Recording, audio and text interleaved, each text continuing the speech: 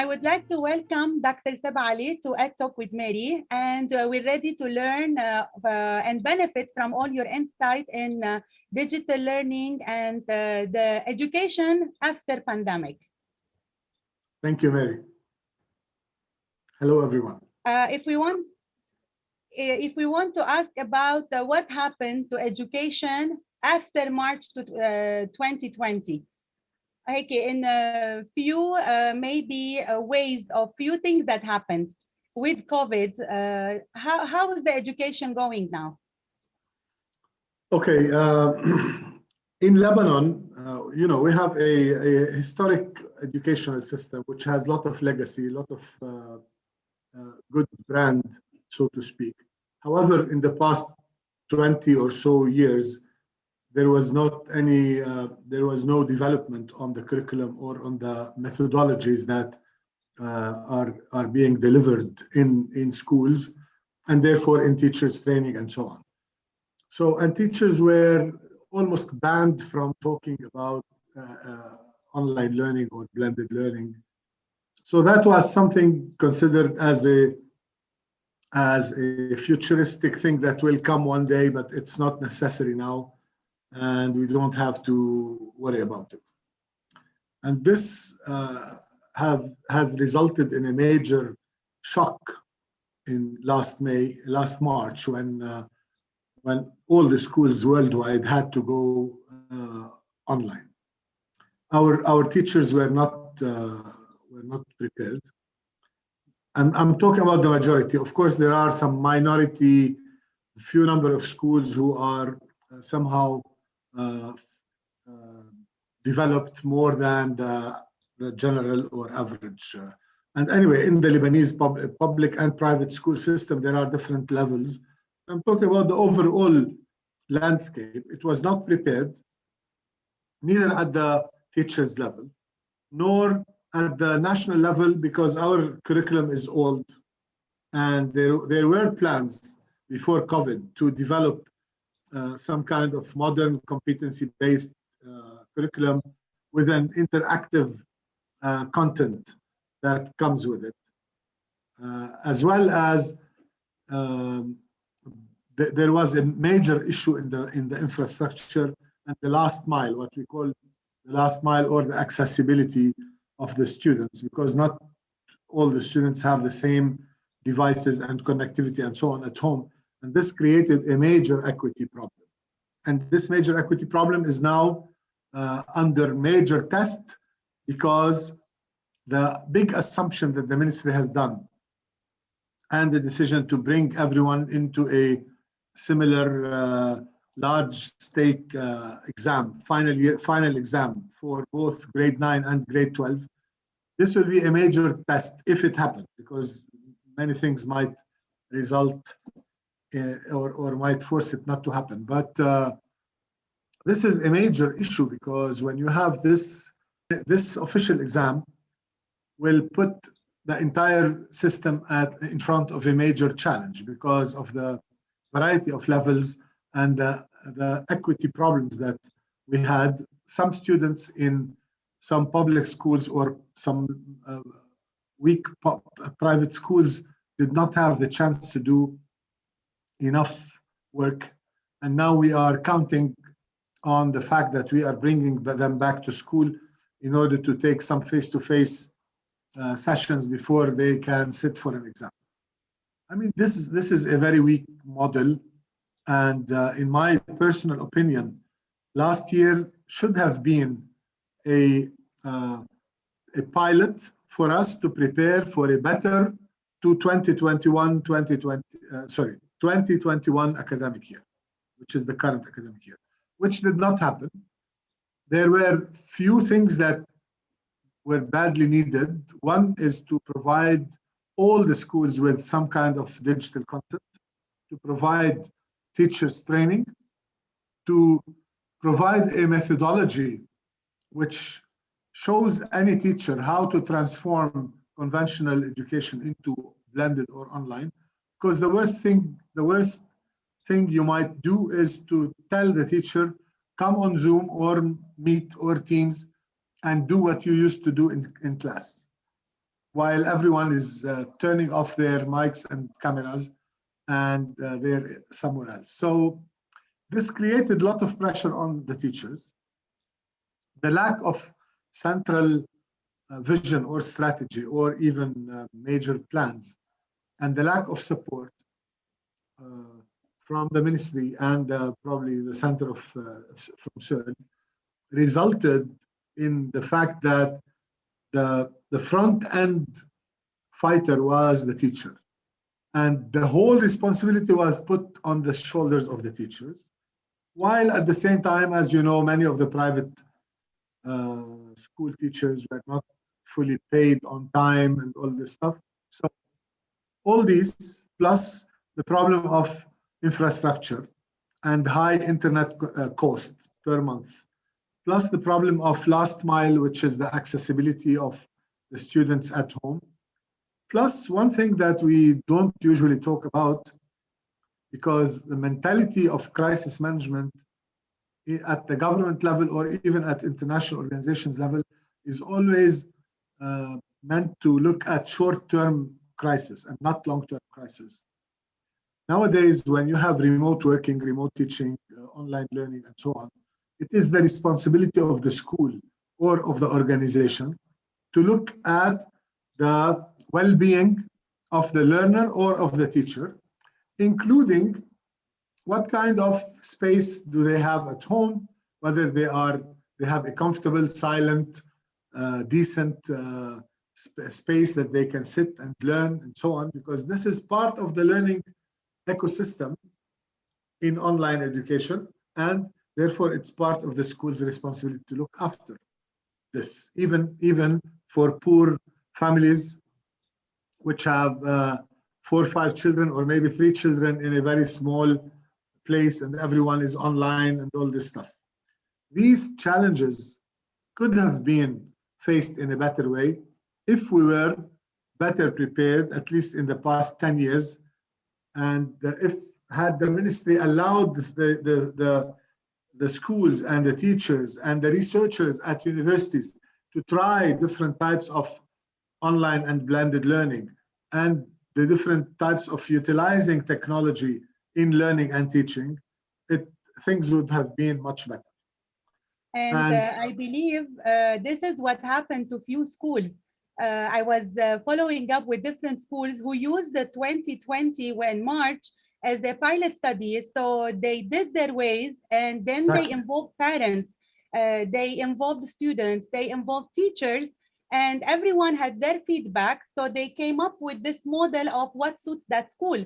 Because most of the time what we're doing, we're looking at what other people are doing and trying to copy or use it in our institutions, neglecting sometimes that our mission and vision may be different than other schools, or the type and maybe the methodologies that we were doing before Corona is very different than other schools.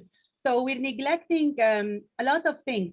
But now if we're going to see teachers are also facing, I think, another pandemic of teacher burnout, where they're now tackling the teaching, administrative work. The IT person is also a teacher now, because everyone is involved in all the process. So if you want to give some tips for a teacher, how would they proceed to have an effective or good online learning? What can they do in their virtual classes? Let me put few points before I talk to the teacher. First,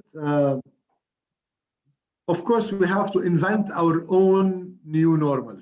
Everyone in the worldwide is talking about the new normal in education and what would we do even after the pandemic. Now we still have some time during the pandemic, and then we have to think about the post-pandemic model of our own model of learning, taking into account all the lessons learned during this period, as well as it's okay to look at what others have been doing, but it's also very important to have a localized solution, which takes into consideration not only the experiences of schools and teachers here, but also the overall situation in Lebanon. Because what can be done easily in other countries might be hard here. and vice versa.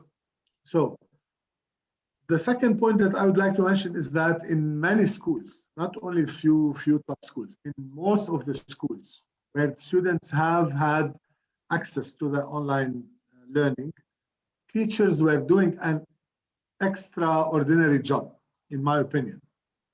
Okay, there are some teachers who are just spending time on whatever, WhatsApp, or even were not trained to deliver the best of the best. But with such a situation, and I, as an expert for the past 20 years in online education in the region, I did not expect to have a major shift or paradigm shift within 24 hours. This is a cultural change that takes time. Even in schools that I manage or I oversee and supervise, I told them we don't have to do the cultural change all at once.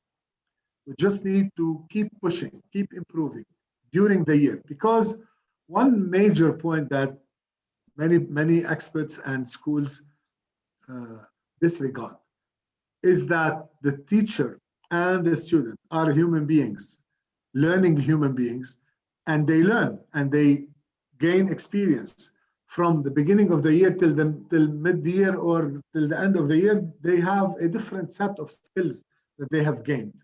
So we need to be dynamic in the way we think about learning and teaching, and not just black boxes. This is a training everyone has to take. One size fits all does not work anymore, especially in this virtual environment, neither for the teacher nor for the students. You need to take care or to cater for the various speeds and paces and styles of learning that each and every student has, and the situation that is affecting his style of learning. So someone who's sitting behind a computer is different from someone, 2 or 3 kids who are following on the mobile of their mom. It's a totally different environment and ecosystem. So you have to take into consideration those differences. And this is where the core point, I think, for next year and for the future. Teachers should not invent their content one day before the class, as we used to do in classrooms. There is a need at the school level, or maybe at national level even, to prepare the right digital interactive content that the teachers would require in order to be able to deliver. And this is not something that is nuclear physics. I mean, you have grades 1 to 12 or K to 12 even, and you have a number of subjects. And you have thousands of teachers delivering the same subject all over the country. What did we learn from each other? Where did we create a learning environment or collaboration groups or so on, not only between teachers within the same school? What about all physics teachers of grade 9 in Lebanon, and how we can benefit from their experiences and the lessons they learned, and how can we build on that in order to expedite the modernization of the curriculum on one hand, and the development and the curation and maybe procurement of some online interactive material that can be used by each and every professor and make it localized to the Lebanese curriculum for the schools that are delivering Lebanese curriculum. This way we prepare the teacher and we equip the teacher with the right tools. It's not the responsibility of the teacher to go and search for different resources, because we are repeating this for thousands of times. Imagine we have around 3,000 schools in Lebanon, and each class from grades 1 to 9, for example, in many schools they have more than one section. So you're talking about probably 5,000 or 6,000 sections of the same class, same subject. So those 5,000 times efforts that we are throwing on the shoulders of the teachers, because we don't have leadership at the central level, and we don't have decision, and we have lack of actual innovation at the central level. Otherwise, It should have been very simple, much simpler than what is going on now. And instead of the teacher spending most of his times doing things that are that can be done, for example, if I want to explain isosceles triangles to you, I don't have to explain it to myself 5 times if I'm teaching different places and so on. Whereas there are tons of online digital content that can explain it even better than me because they utilize different types of animations, interactivity, and so on. So the point is we need to equip the teachers with the resources and the tools. We need to have to equip the schools with different types of tools to use or platforms rather than keep it per school. Now, in the public schools, they provided Microsoft Teams, but that's it. Without content, without the right training for teachers, and without even being responsible beyond the Ministry of Education, because the decision to provide almost free internet or internet at nominal fees to teachers and students is a simple decision that can be done. And I personally was involved last year with detailed discussions with Ojero and Minister of Telecom, and both were very close to do it, but because there is a clash or some kind of competition, nonsense competition between ministries, they kept it like this. So imagine that those bits and pieces, those small impediments and problems and obstacles can be isolated or get rid of if we have a strategy and if we identify now, okay, better late than never. Now we have lost almost a year. That's fine. The teachers and the schools will try to do their best. The minister cannot go on TV and say, if we don't go back to school, we will lose the year. This means that he is saying that the ministry's plans of online learning were just nothing and were a big failure. Anyway, now it's not the time to talk about these political aspects, but what I would like to highlight is that this academic year is almost over. We still have a very short time. Schools will, at grades 9 and 12, will have some pressure because if there will be some official exams, they will have to deal with it. I think this will be something just a formality from the ministry's side. But the main focus should be from now on, and this is what I said last year in April, by the way. I said we should focus on what are we going to do in September 2021. So now we have 4 or 5 months. Schools, not as at the teachers' level only. Teachers have done the maximum that they could do in the past period. Now we need the school level, the groups of schools, and the ministry's levels. We need strategies. What are we going to do if Corona continues? What are we going to do if we go back to school? Now they are saying they want to bring people back to school. You are a teacher and you know that if you want to deliver something, you need to put a certain lesson plan. Are our teachers trained on how to do lesson planning for blended learning? Which part should be done online live? Which part should be done in class?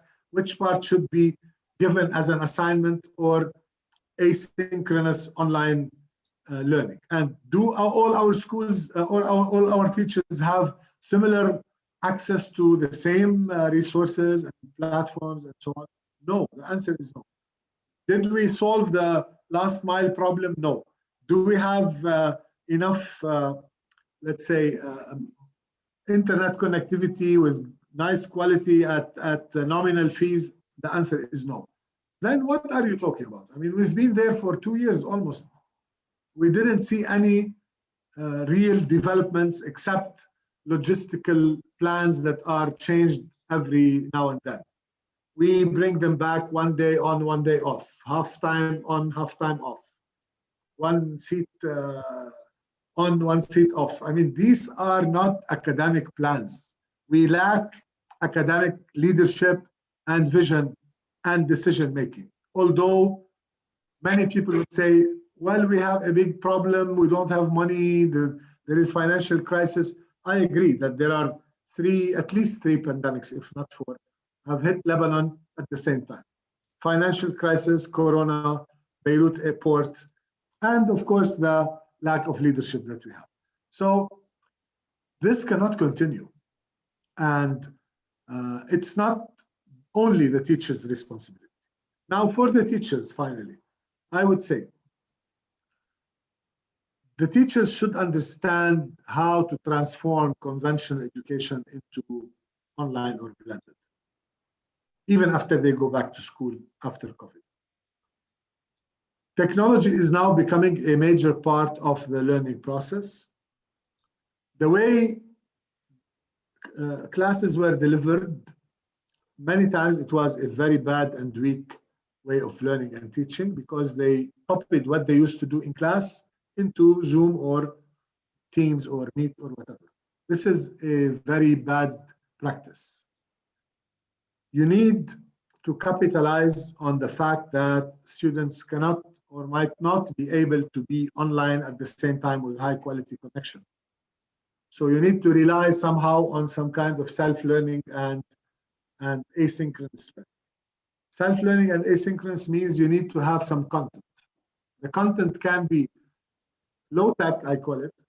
If you have something, if you want to explain something, record it and send it as a video. Let them watch it whenever they have time, whenever they have connectivity, whenever they have electricity, whenever the single mobile or device they have at home is not used by their mom or their brother or someone else. So asynchronous is key. Content, it can be as simple as recording a video or a little bit higher, a video with some presentation, or using some kind of authoring tools which can create some more engagement and interactivity and so on. All the way, if I'm at the school level and above, the school should think about a learning management system. There is no online learning without a learning management system and content that can be tracked so that I, as a teacher, know each and every one of my students, what they have done so far and where do they stand. And then I utilize this live session for more engagement, for teaching them how to think, for enhancing their higher order thinking skills and communication skills and so on.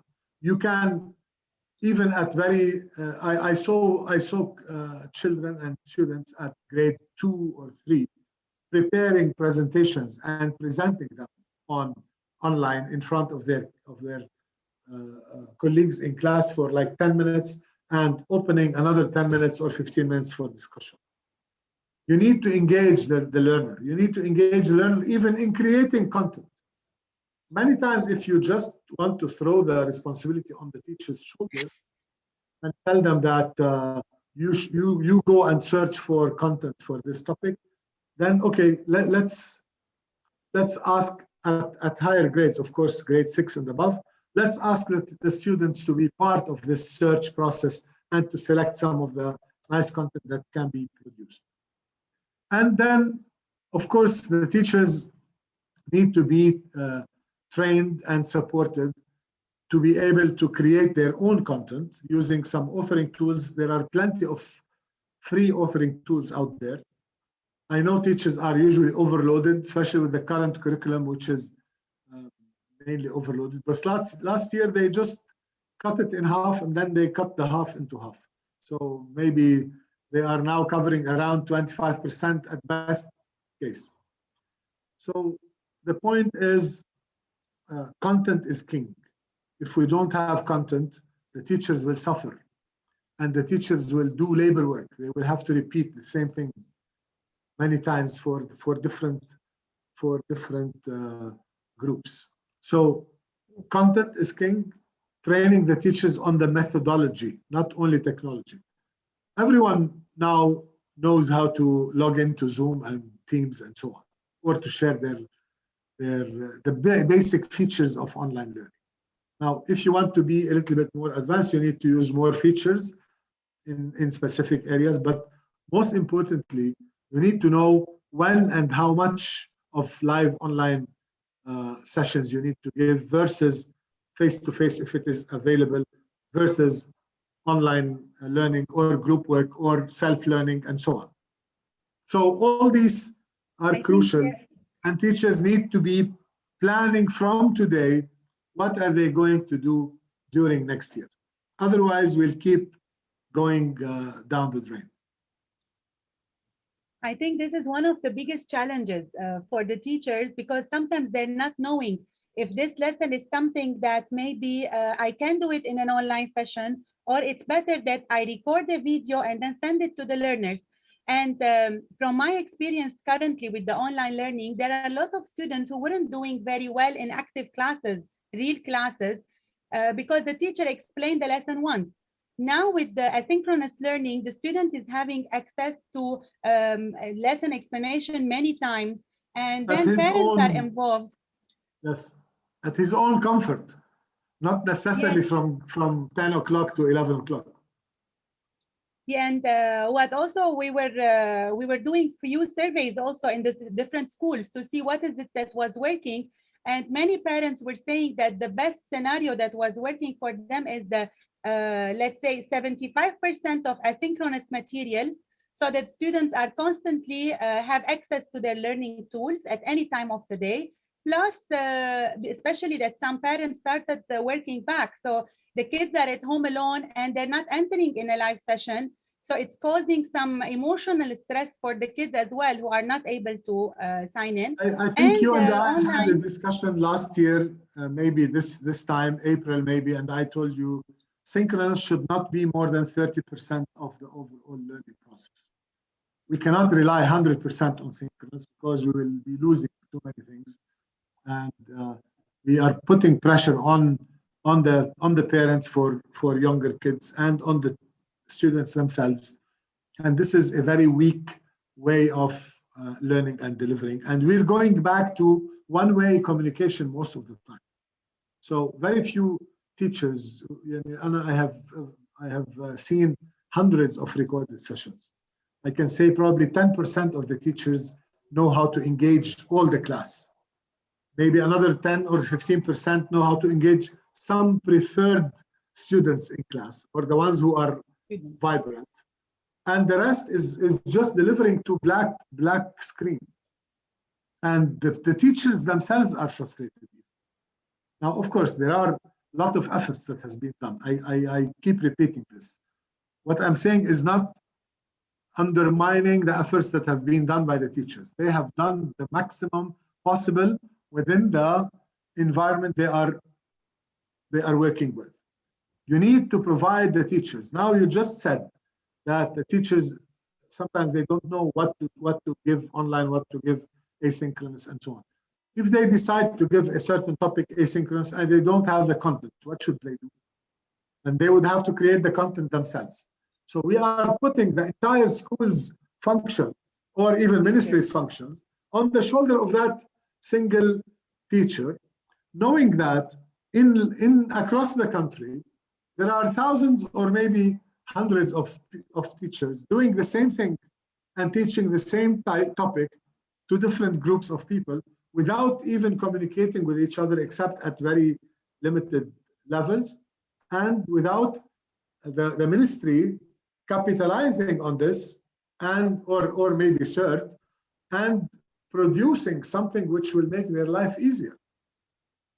Now the CERT has just announced something that they are creating an ecosystem where teachers can upload their works and then they will choose some of the best and so on.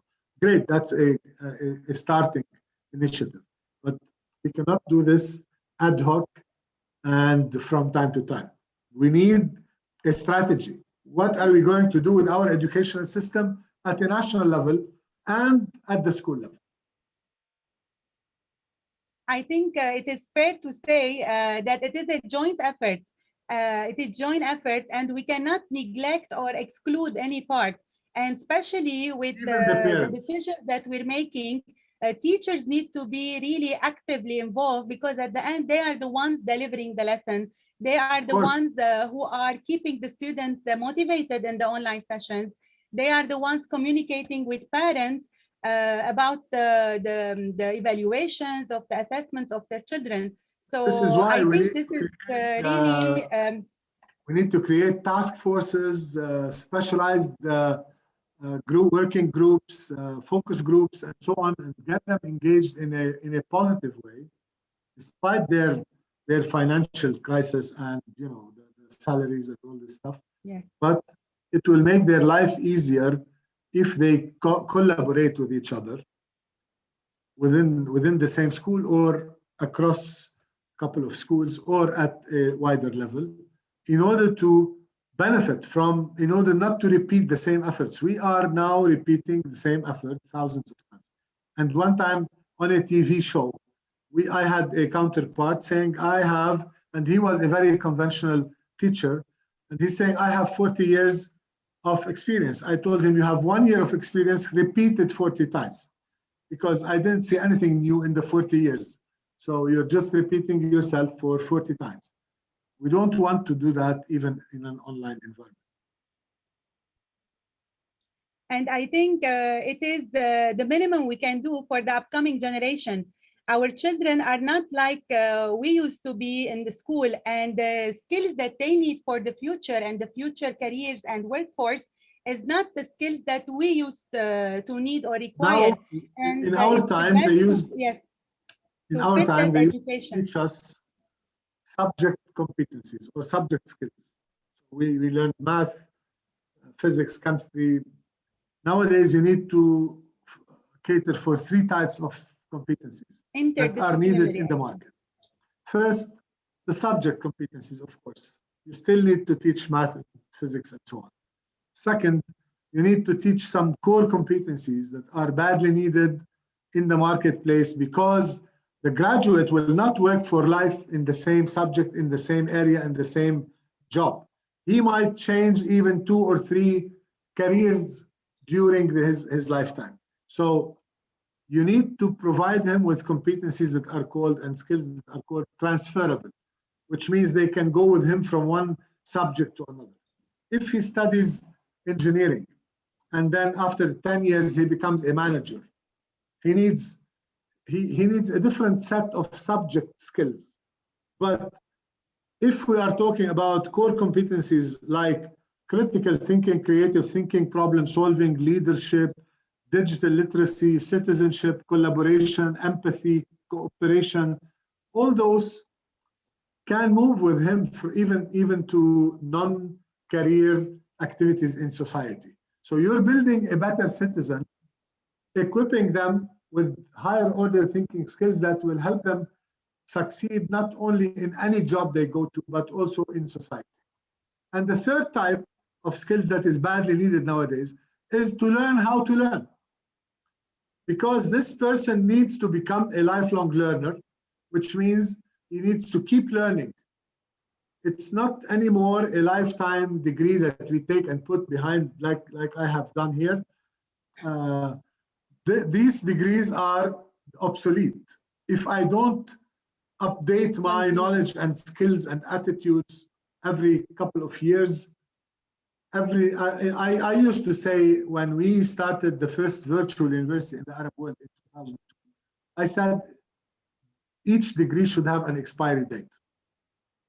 So nowadays, okay, maybe humanities would last for 20 years, philosophy for 15 years, engineering for 10 years, business for 5 years, IT for 3 years. So because life is changing. I mean, the market is changing, technology, business, everything is changing. You need to be up to date.